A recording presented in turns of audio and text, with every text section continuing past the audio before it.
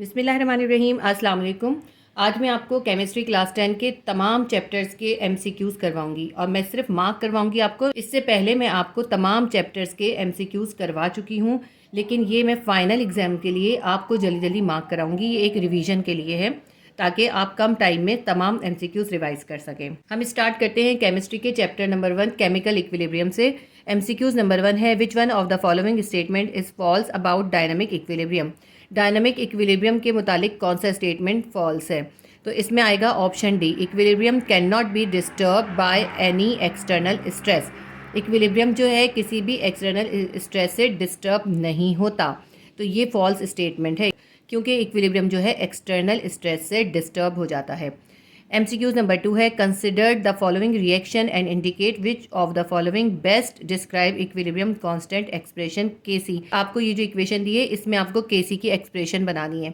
इसके अंदर option number A answer आएगा, क्योंकि जब हम केसी की इक्वेशन लिखते हैं तो हम ये जो प्रोडक्ट होती है इस प्रोडक्ट को ऊपर लिख लेते हैं और ये जो रिएक्टेंट होते हैं इनको नीचे लिख लेते हैं। उसके अलावा इन प्रोडक्ट और रिएक्टेंट के साथ में बराबर में जो इनके एक्टिव मैसेज होते हैं वो हम पावर बना के ऊपर लिख लेते हैं। तो इसके अंदर आंसर आएगा option A. MCQs number 3, a reaction which is never goes to completion is known as reversible reaction.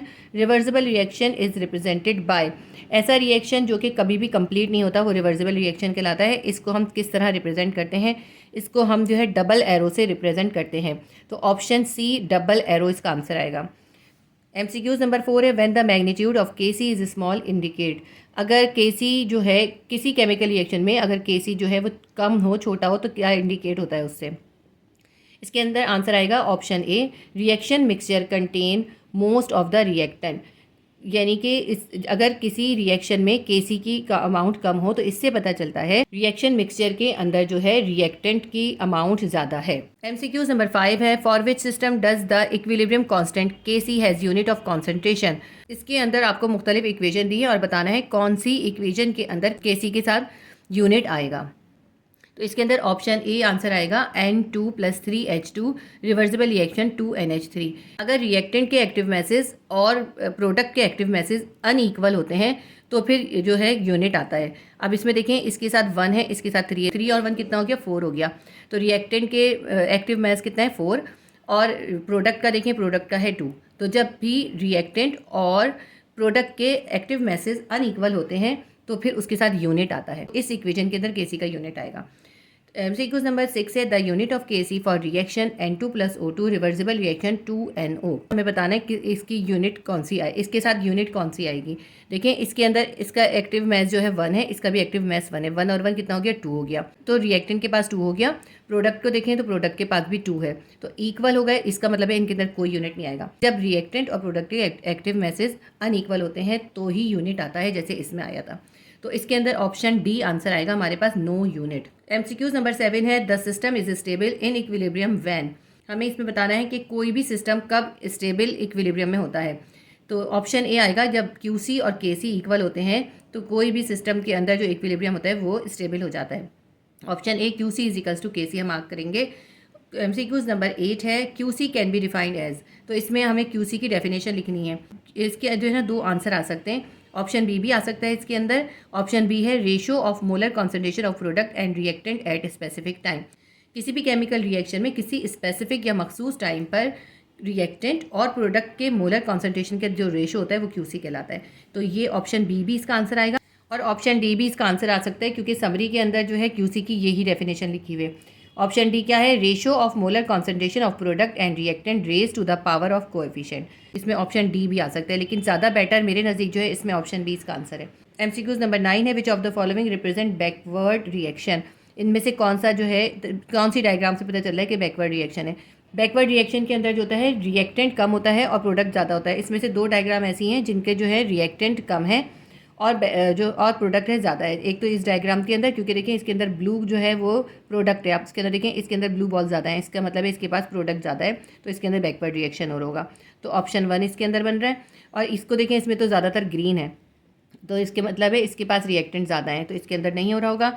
इसमें देखें ब्लू रिएक्टेंट है और रेड जो है वो इसके प्रोडक्ट है। अब इसके अंदर रेड ज़्यादा है तो इसका मतलब इसके पास भी प्रोडक्ट ज़्यादा है, तो ऑप्शन 1 और 3 आएगा।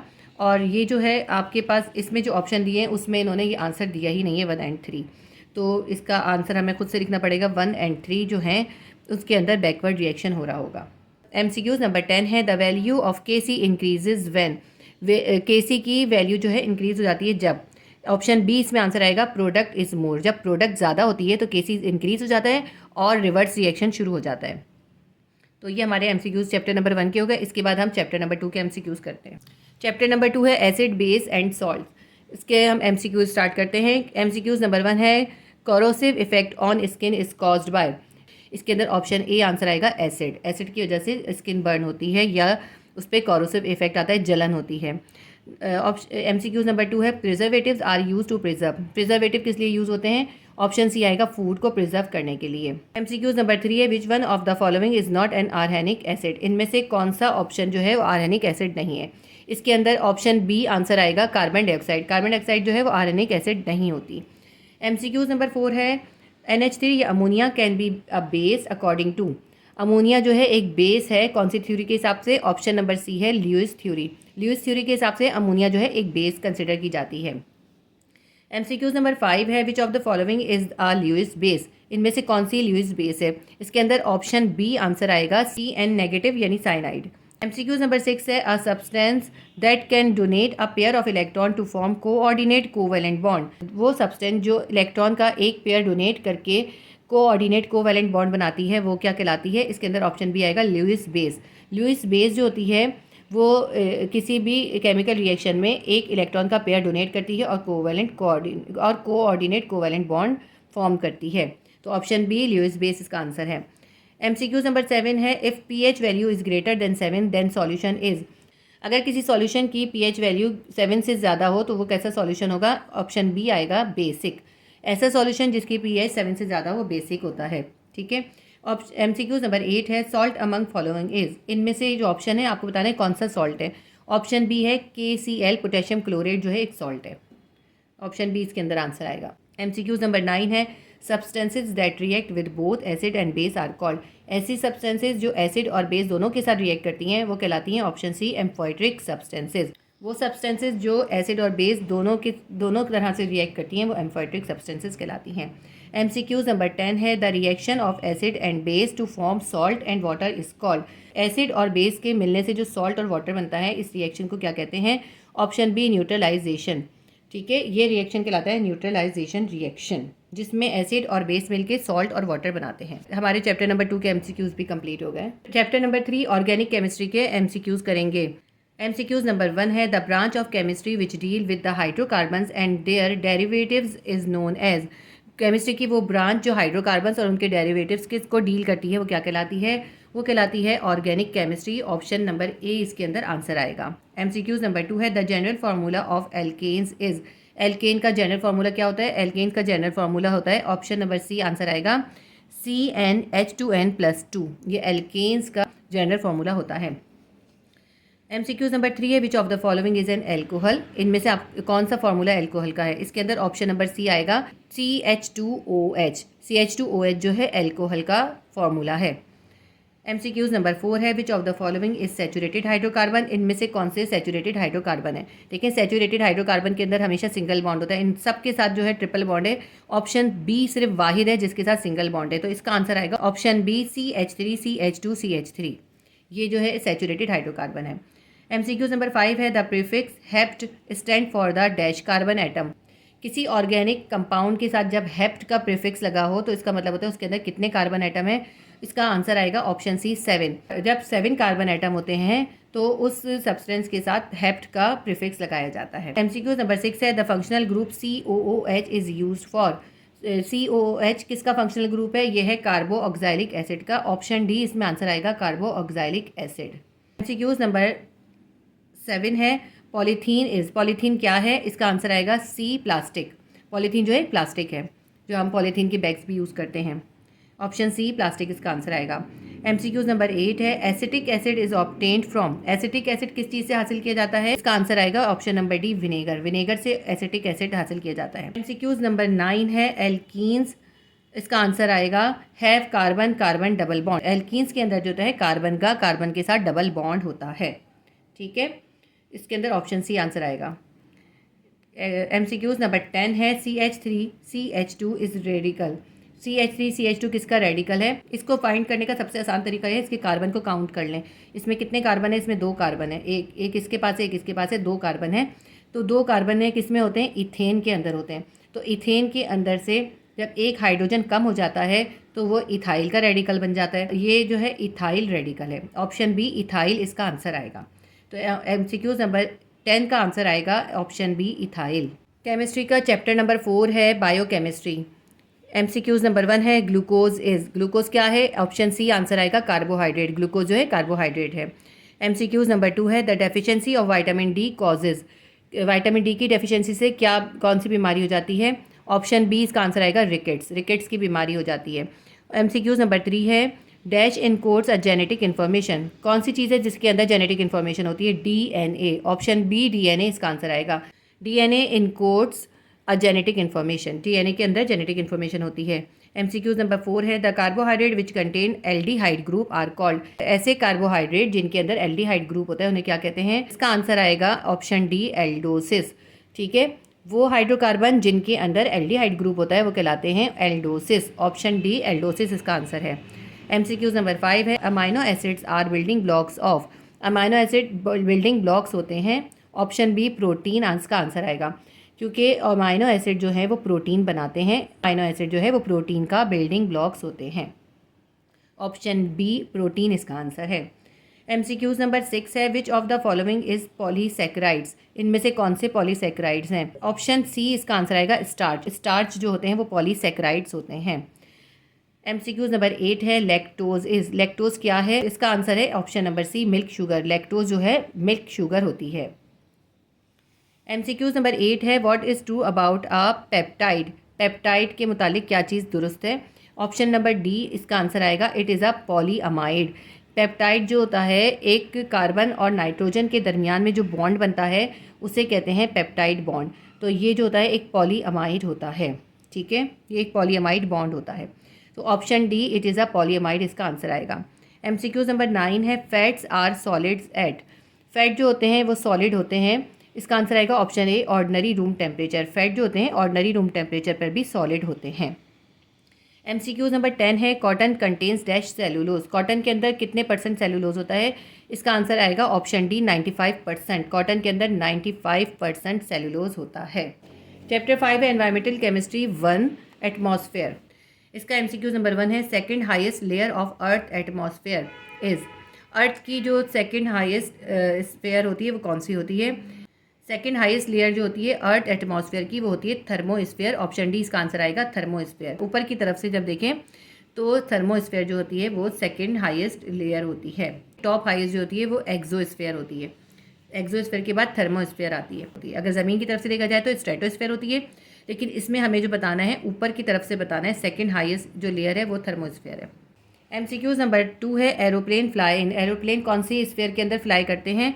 इसका आंसर है ऑप्शन ए ट्रोपोस्फेयर। एरोप्लेन जो होते हैं ट्रोपोस्फेयर में फ्लाई करते हैं। MCQs नंबर 3 है atmospheric pressure decreases with the. Atmospheric pressure जो है कम होता जाता है किस चीज़ के साथ? ऑप्शन सी है इंक्रीज इन एल्टीट्यूड। जैसे जैसे ऊंचाई पे जाते जाते हैं वैसे वैसे एटमॉस्फेरिक प्रेशर जो है कम होता जाता है। तो option C increase in altitude इसका आंसर आएगा। MCQs नंबर 4 है layer of atmosphere which separate stratosphere and troposphere is known as. Stratosphere और ट्रोपोस्फेयर को जो सेपरेट करने वाली लेयर होती है उसे कहते हैं ऑप्शन ए ट्रोपोपॉज। ट्रोपोपॉज जो होती है वो स्ट्रेटोस्फेयर और ट्रोपोस्फेयर को सेपरेट करती है। MCQs नंबर 5 है ozone layer is a part of. Ozone layer कौन सी लेयर का पार्ट होता है? इसका आंसर आएगा option B stratosphere. Ozone layer जो होती है स्ट्रेटोस्फेयर का पार्ट होती है। ओजोन लेयर जो होती है वो स्ट्रेटोस्फेयर के अंदर ही पाई जाती है, लेकिन कुछ ओजोन गैस जो होती है वो ट्रोपोस्फेयर में भी होती है, लेकिन ट्रोपोस्फेयर के अंदर जो ओजोन होती है ना वो पॉल्यूटेंट होती है। तो ओजोन की लेयर जो है असल में स्ट्रेटोस्फेयर का ही पार्ट है। तो ऑप्शन बी स्ट्रेटोस्फेयर इसका आंसर आएगा। MCQs नंबर 6 है which is not part of green house gases. इनमें से कौन सी गैसेज हैं जो ग्रीन हाउस गैसेज का पार्ट नहीं है? ऑप्शन डी इसका आंसर आएगा oxygen. Oxygen is not the part of green house gases. ठीक है, ग्रीन हाउस गैसेज वो गैसेज होती हैं जो कि एटमॉस्फेयर को नुकसान पहुंचाती है। तो ये तीनों जो हैं ग्रीन हाउसेज गैसेज हैं, लेकिन ऑक्सीजन नहीं है। तो ऑप्शन डी ऑक्सीजन इसका आंसर आएगा। MCQ नंबर 7 है, second most abundant constituent of dry air in term of volume after nitrogen. Nitrogen के बाद सेकंड नंबर पे कौन सा सबसे ज़्यादा कॉन्स्टिट्यूएंट होता है ड्राई एयर के अंदर होता है? ड्राई एयर के अंदर सबसे ज़्यादा तो नाइट्रोजन होती है, लेकिन उसके बाद सेकंड नंबर पे जो गैस होती है वो होती है ऑक्सीजन। तो इसका आंसर ऑप्शन बी ऑक्सीजन आएगा, और ये 20% होती है एयर के अंदर। तो MCQ नंबर 7 का आंसर आएगा option B oxygen.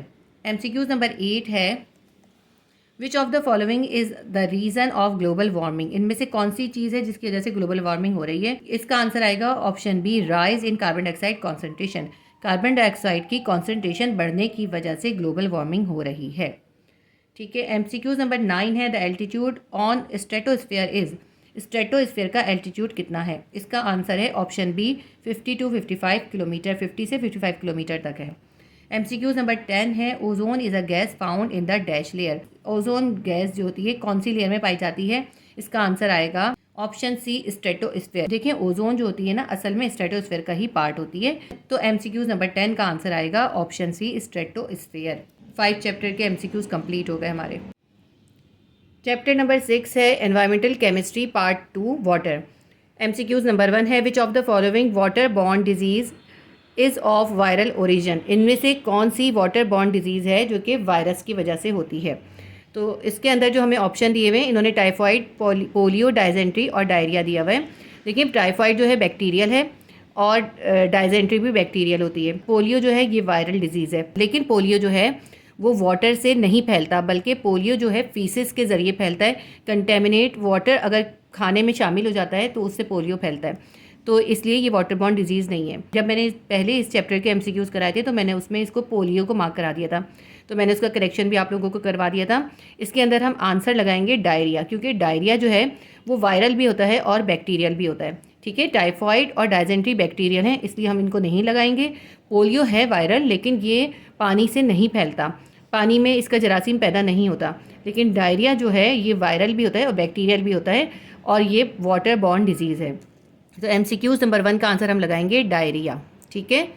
MCQ number 2 है, how much percentage of earth surface is covered with water. ज़मीन की सरफेस का कितने परसेंट जो है वाटर है? इसका आंसर आएगा ऑप्शन नंबर ए 70%। ज़मीन की सरफेस पे 70% जो है वाटर होता है।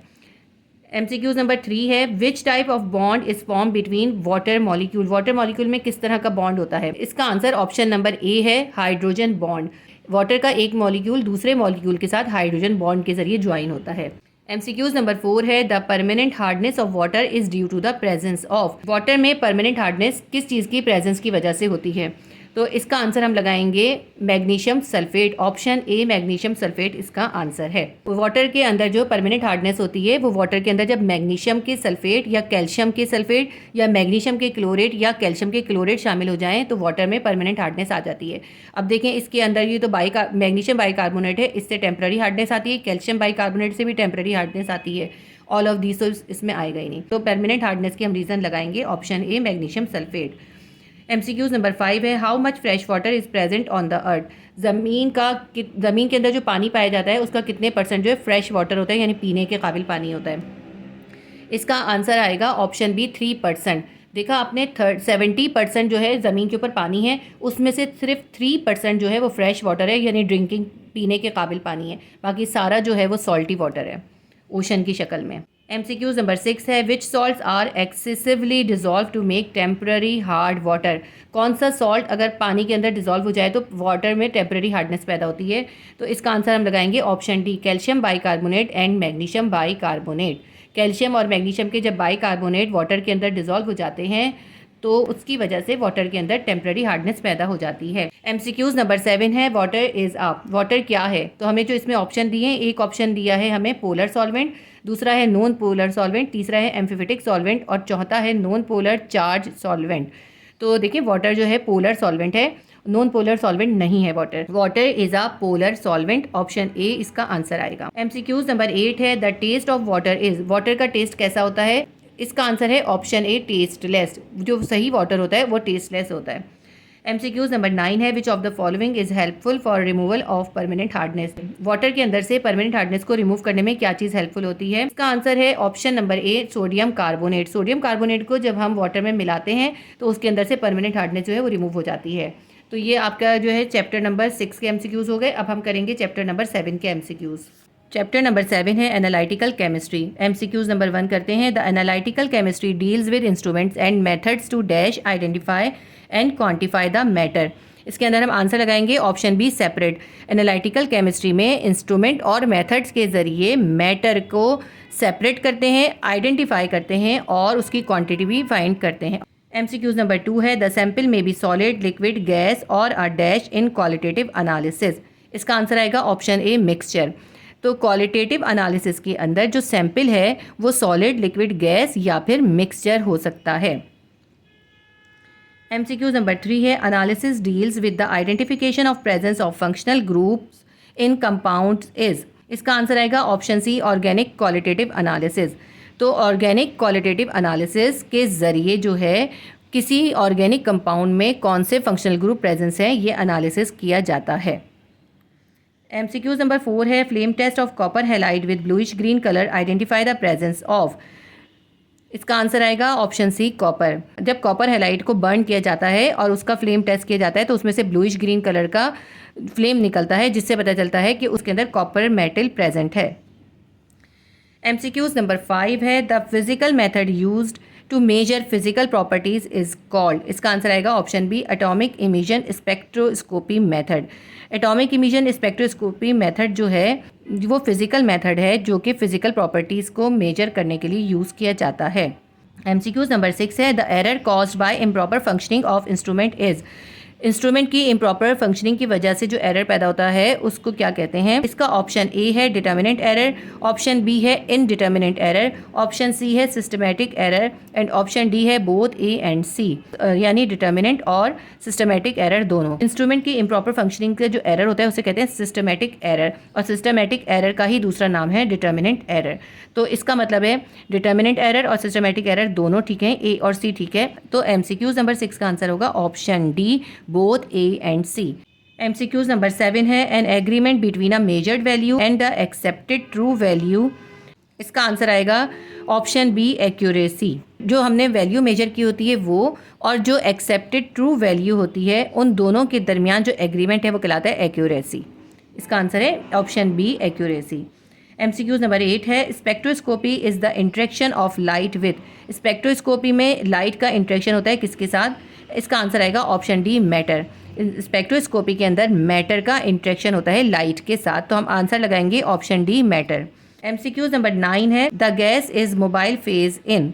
कौन से मेथड है जिसके अंदर गैस मोबाइल फेज में होती है? इसका आंसर लगाएंगे option C, gas chromatography. Gas chromatography जो है वो मेथड है जिसमें गैस को मोबाइल फेज में यूज़ किया जाता है। MCQs नंबर 10 है, it use to access concentration और amount of given atomic molecular और आयनिक केमिकल। हमें उस मेथड का बताना है जो कि एटॉमिक मॉलिक्यूलर या आयनिक केमिकल की गिवन अमाउंट के अंदर कॉन्सेंट्रेशन को फाइंड करने के लिए यूज़ किया जाता है। इसका आंसर है ऑप्शन बी, स्पेक्ट्रोस्कोपी। ये जो ना ये वाला पूरी लाइन आपकी बुक के अंदर ये मौजूद है, तो इसका आंसर ऑप्शन बी आएगा, स्पेक्ट्रोस्कोपी। चैप्टर 7 के MCQs हमारे कंप्लीट हो गए। चैप्टर 8 के MCQs करते हैं। चैप्टर 8 है इंडस्ट्रियल केमिस्ट्री। MCQs स्टार्ट करते हैं। MCQs नंबर 1 है, soap is the term for a salt of a. Soap जो है एक टर्म है जो किसी सॉल्ट के लिए यूज़ होती है। इसका आंसर आएगा ऑप्शन डी, फैटी एसिड। ठीक है, सोप जो होता है वो फैटी एसिड का सॉल्ट होता है। जब फैट या लिपिड के अंदर सोडियम हाइड्रोक्साइड या पोटेशियम हाइड्रोक्साइड के सॉल्ट को ऐड करते हैं तो ग्लाइसरॉल जो होता है उसमें से अलग हो जाता है और फैटी एसिड जो होता है वो सॉल्ट के साथ मिलके फैटी एसिड सॉल्ट बनाता है, और वो जो फैटी एसिड सॉल्ट होते हैं वो होते हैं सोप। ठीक है, तो इसका आंसर हम लगाएंगे option D, fatty acid. MCQs number 2 है, surfactants reduce the dash of water. Surfactants जो होते हैं वो वाटर की किस चीज़ को रिड्यूस करते हैं? Option B, surface tension. इसका आंसर लगाएंगे। वाटर की जो सरफेस टेंशन है उसको रिड्यूस करने के लिए सर्फेक्टेंट्स यूज़ किए जाते हैं।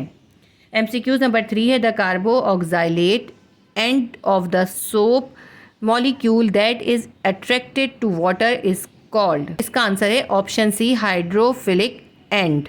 सोप के मॉलिक्यूल का जो कार्बो ऑक्साइलेट एंड होता है वो वाटर को अट्रैक्ट करता है, इसीलिए इस एंड को कहते हैं हाइड्रोफिलिक एंड। जो सब्सटेंसेस वाटर के साथ बॉन्डिंग करती हैं वो हाइड्रोफिलिक सब्सटेंसेस कहलाती हैं। तो ये कार्बो ऑक्साइलेट का जो एंड है, क्योंकि वो वाटर के साथ अट्रैक्शन रखता है, इसीलिए उसको कहते हैं हाइड्रोफिलिक एंड।